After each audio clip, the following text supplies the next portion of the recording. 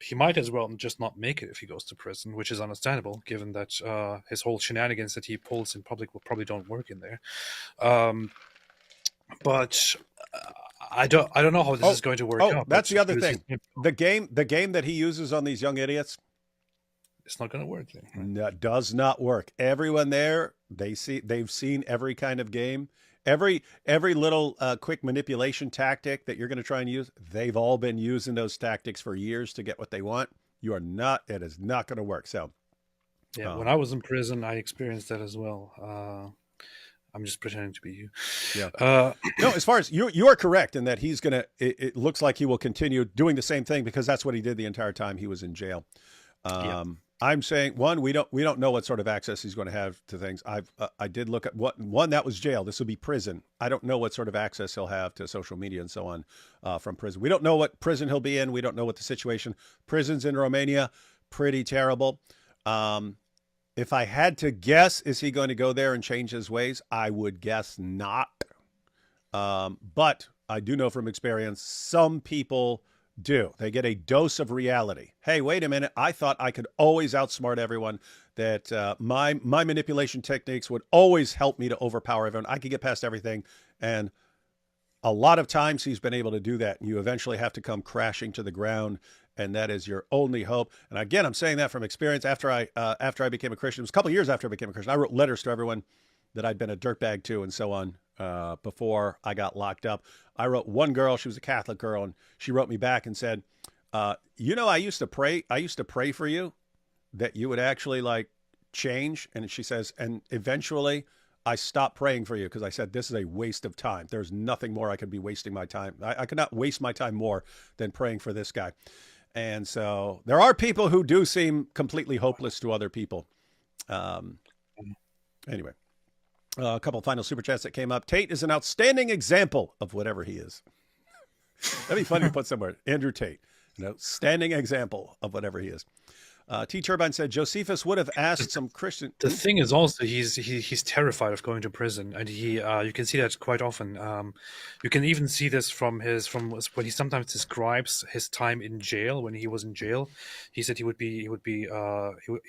back and forth pacing. He was constantly on edge, thinking, "We have to get out of here. We have to get out of here. We have to get out of here." While his brother was just like, "Whatever, man." So his brother was probably going to take it, while he is terrified of going to prison. He really seems scared of going to prison because he knows that his whole thing that he's doing out there, it will not work very well in prison. So that's what it looks like. But I hope so. He deserves the justice. He deserves to go to prison. He deserves to serve time. He deserves to be far, far away from other people, or from innocent people. And yeah, I hope that happens. Maybe we will talk about this. Maybe we will see. Maybe we will have another look at the Andrew Tata stuff that is going on right now. You are correct about the difference between Andrew and Tristan. That Andrew, whatever he says, however he thumps his chest, he does not want to go to prison.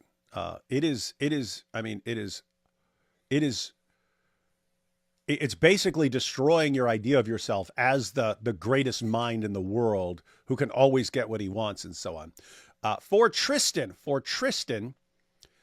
psychopaths don't like that either. Just being defeated, because they also rely on manipulation. The difference is psychopaths aren't scared of stuff. So that's why he will be much calmer in that situation. And he will... That's the rough part, is Tristan will actually be able to keep up whatever he is, possibly more successfully than Andrew. It will be more traumatic of an experience to Andrew. And so hopefully the best case scenario for the Tate brothers is Andrew has some eventual breakthrough in prison after he realizes the stuff doesn't work. And that's actually why it sucks. If he were completely isolated from keeping up the charade, it would be better for him. It's actually worse for him if he still has social media and can still be running his mouth. Oh, the Matrix got me, but I'm going to get out in 15 years and then I will show the world and stuff. It sucks if he gets to keep this up for a long time. So all you Tate fans, the best thing you can do is to not let him manipulate you. That is the best for him. If you actually care about him, stop letting him get away with his nonsense.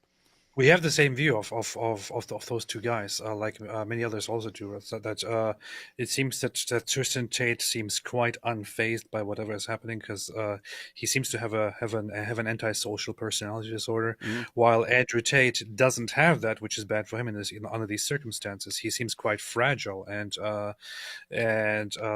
he is narcissistic, but he's not a psychopath, and which is why he will have trouble. There was a video from a long time ago, which is one that rarely comes up, but where you can see Tristan, because some guys in the front of a hotel or so start talking trash or won't get out of the way or won't do whatever he says. He just walks to the guy and starts brutally beating him up, like Tristan. This is the kind of guy he is. This is what he is. He's also the one who is reported to severely abuse the women that work for them, or to just give instructions to just beat them up and throw their things out and so on.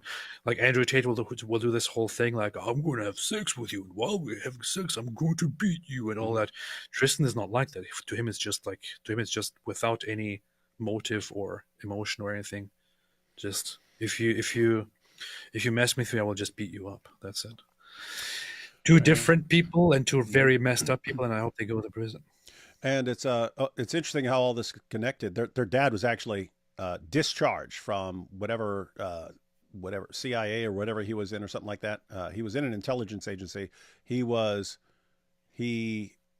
discharged because he was diagnosed with narcissistic personality disorder. They realized they were dealing with a guy with a serious problem. And then he has his sons, and one of them clearly a narcissist, one of them clearly a psychopath.